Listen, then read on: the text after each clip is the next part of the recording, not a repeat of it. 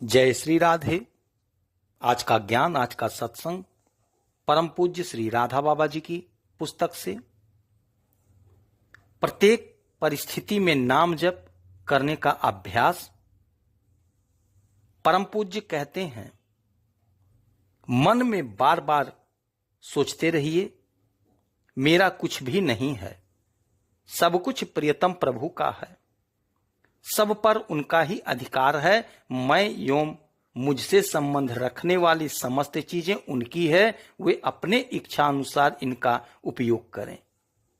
यह भावना जितनी दूर तक दृढ़ होगी, उतनी ही दूर तक आप सांसारिक सुख दुख और सांसारिक चिंताओं से अलग हो जाइएगा।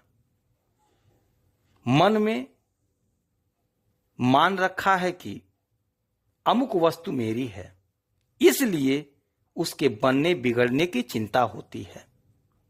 यदि सचमुच किसी का मन यह स्वीकार कर ले कि यह सब उनका है, तो फिर सांसारिक दृष्टि में जो चीज बिगड़ती हुई दिखेगी, उसके संबंध में भी वह ठीक अनुभव करेगा कि यह बिगड़ नहीं रही है। क्योंकि कोई भी बुद्धिमान अपनी चीज को बिगाड़ता नहीं, नष्ट नहीं करता।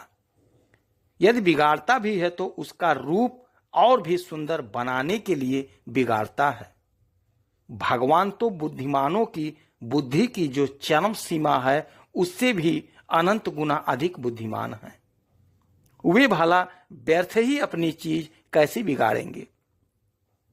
वे बिगाड़ नहीं रहे हैं, वे तो बना ही रहे हैं और भी सुंदर बना रहे हैं। सच मानिए, किसी प्रकार इस वास्तविक स्थिति की एक किरण की भी झांकी यदि कोई कर पाए तो दुख उसके जीवन से सदा के लिए नष्ट हो जाता है। जब तक यह अनुभव नहीं हो, तब तक अगणित संतों की अनुभव पर विश्वास करके ऐसी भावना कीजिए कि यहां सब मंगल ही मंगल हो रहा है। बंधुओं में भी एक है, वह भी है विपत्ति, अर्थात मन के प्रतिकूल परिस्थिति भी श्री कृष्ण ही है। रूप भयानक है, पर यदि पत्नी समझ ले कि मेरे नाथ ही मेरे पास ऐसा रूप धर आए हैं, तो वह उस समय भी उनका स्वागत करेगी। क्योंकि पतिव्रता रूप से प्यार नहीं करती, पति से प्यार करती है।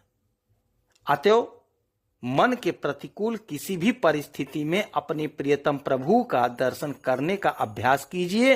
वे ही हैं, सचमुच वे ही हैं। आपसे अपने को उस रूप में छिपाए हुए आते हैं, इसलिए आप डर जाते हैं। अनंत संतों की बातें झूठ नहीं हैं, वे त्रिकाल सत्य हैं। आप उस रूप में देखकर उनका स्वागत करें, फिर उनसे रहा नहीं जाएगा। उस भयावह रूप से इतने मधुर रूप में परिणत हो जाएंगे कि आप ही हंसने लगिएगा। अभी भी होता तो वही है। संसार में आज तक किसी के भी जीवन में ऐसी कोई घटना नहीं हुई जिसका परिणाम मंगलमय नहीं हुआ हो। पर भयानक रूप से जब भगवान का प्रकाश होता है, तब लोग रोते हैं। वही मधुर रूप में परिणत होता है, तब हंसते हैं।